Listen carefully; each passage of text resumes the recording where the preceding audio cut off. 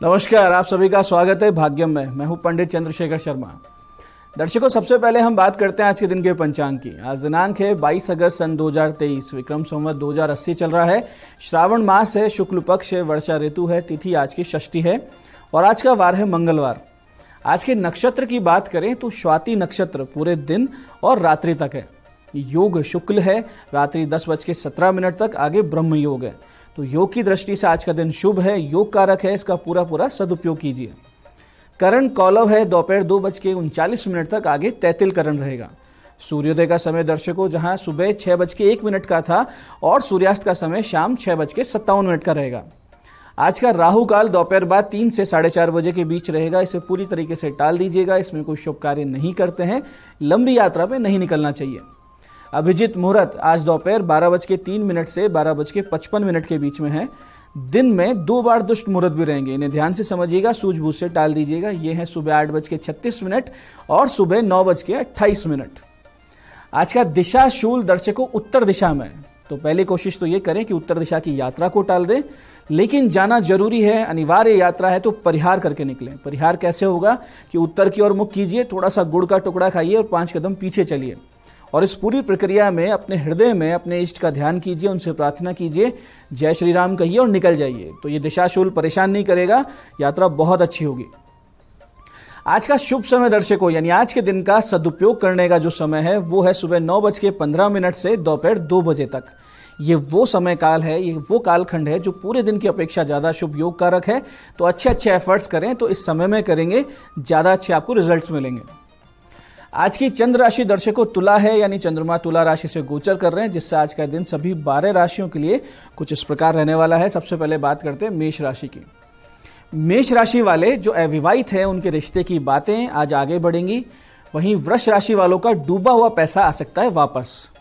और मिथुन राशि वाले छात्र छात्राओं और कला से जुड़े हुए लोगों के लिए योग कारक दिन है। वहीं कर्क राशि वाले रहेंगे आज चिंताग्रस्त, किसी की चुपती हुई बातें कर सकती है आपको परेशान। वहीं सिंह राशि वाले आज अपने मित्रों के साथ करेंगे फाइनेंशियल प्लानिंग और कन्या राशि वालों के पुराने निवेश दे सकते हैं उनको बड़ा लाभ। और तुला राशि वाले आज सोच विचार में समय ज्यादा खराब करेंगे, लेकिन जीवन साथी से जो छोटे मोटे विवाद चल रहे थे वो सुलझ सकते हैं। और वृश्चिक राशि वाले आर्थिक नुकसान का सामना कर सकते हैं और होंगे आपके साथ विवाद, तो धैर्य बनाए रखें और इन्वेस्टमेंट ना करें। धनु राशि वालों को लंबे समय तक होने वाला कोई आर्थिक लाभ संभव है। वहीं मकर राशि वाले जो लोग नौकरी की तलाश में थे उन्हें निश्चित रूप से आज लाभ होगा। कुंभ राशि वाले धार्मिक स्थान की यात्रा करेंगे, देवी मंदिर के दर्शन से होगा आपका कल्याण।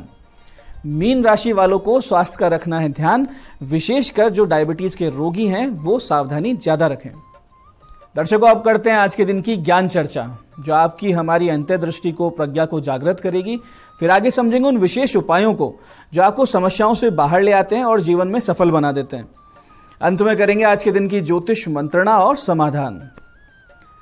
दर्शकों, मानस में तुलसी बाबा ने बहुत ही व्यवहारिक भाषा में मानव मनोविज्ञान, स्वाभाविक भेदता, इन सब चीजों पर चर्चा की।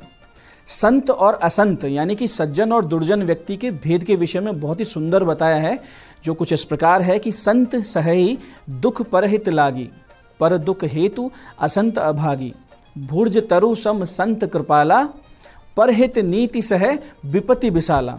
इसका अर्थ ये है कि संत जन दूसरों की भलाई के लिए स्वयं को परेशान भी कर लेते हैं, दुख सहन कर लेते हैं, और दुर्जन जन जो होते हैं वो दूसरों को दुख देने के लिए स्वयं को कष्ट देते हैं, अपना कष्ट सहन कर लेते हैं।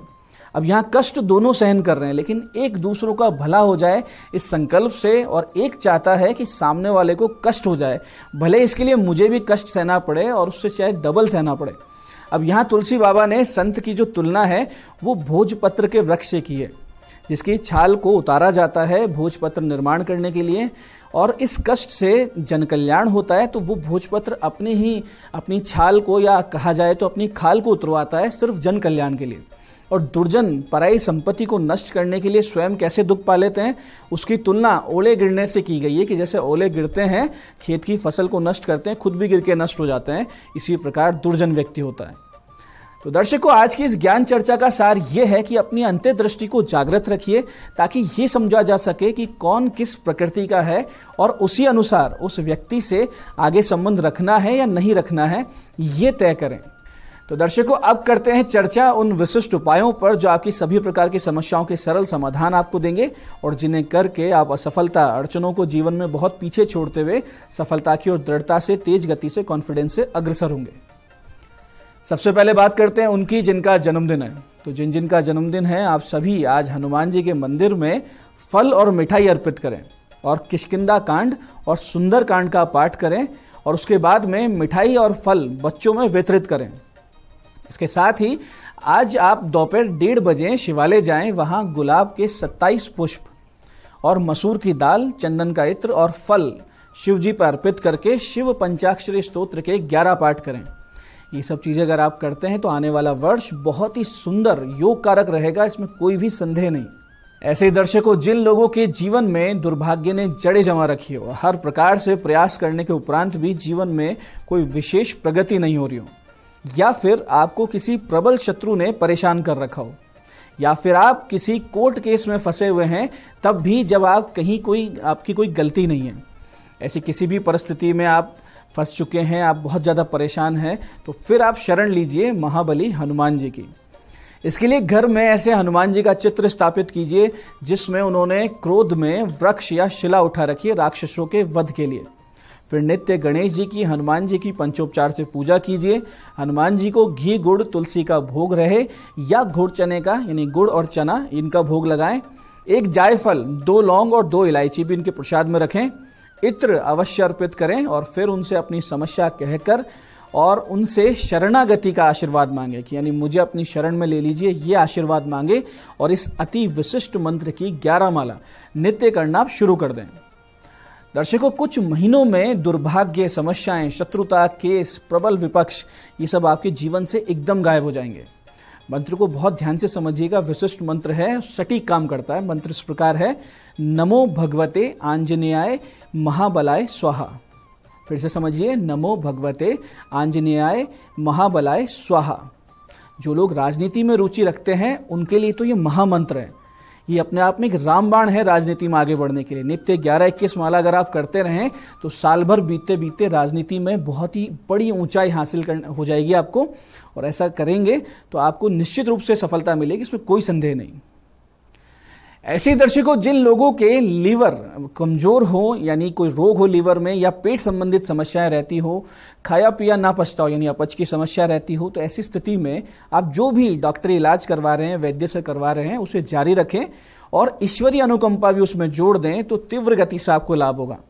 इसके लिए आप यदि स्वयं रोगी हैं तो 11 माला आप मंत्र जाप नित्य कुछ दिन कर लीजिए हनुमान जी का पंचोपचार से पूजन करके। और यदि रोगी कोई और है, उसके लिए आप कर रहे हैं, तो उन्हें लिटाकर उनके पेट पर एक हनुमान जी की ध्वजा रखें और उस पर हाथ रख के इस विशेष मंत्र की 3 माला का जाप आप कुछ दिन करते रहें। धीरे धीरे पेट संबंधित, लीवर संबंधित जो भी रोग हैं उनमें बहुत ही तेज गति से आराम मिलने लगेगा। इस मंत्र को ध्यान से समझिएगा, बहुत ही विशिष्ट मंत्र है, सटीक कार्य करता है। मंत्र इस प्रकार है, ओम यो यो हनुमंतम फल फलित धग धगिता आयुष परुडाह। मंत्र को फिर से समझते हैं, ओम यो यो हनुमंतम फल फलित धग धगिता आयुष परुडाह। इस प्रकार से इस मंत्र को आप जाप करें, निश्चित रूप से आपके रोगों में आराम आएगा।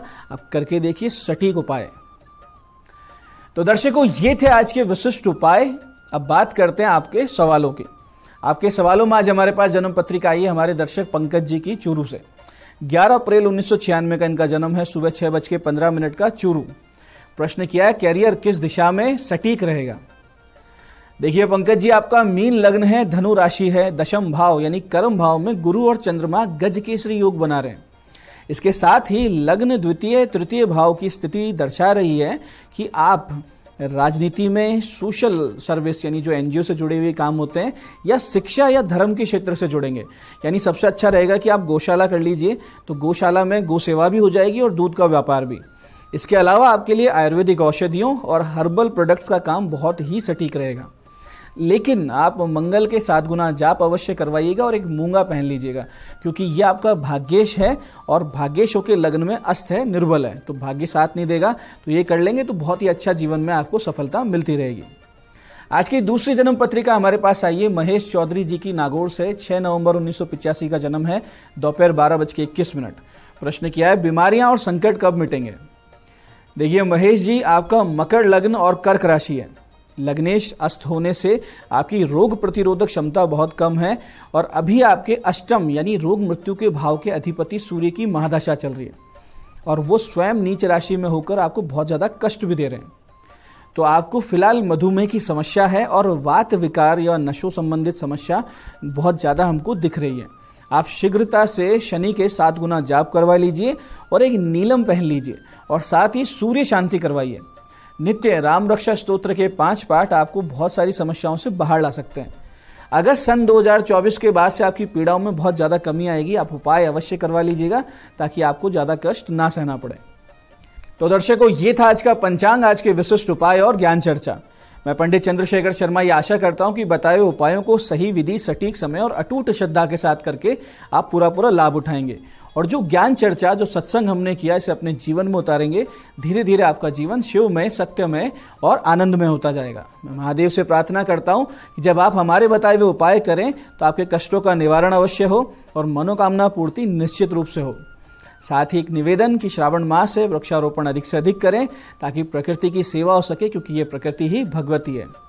कार्यक्रम में बने रहने के लिए बहुत बहुत साधुवाद। भगवती आप सबका कल्याण करे।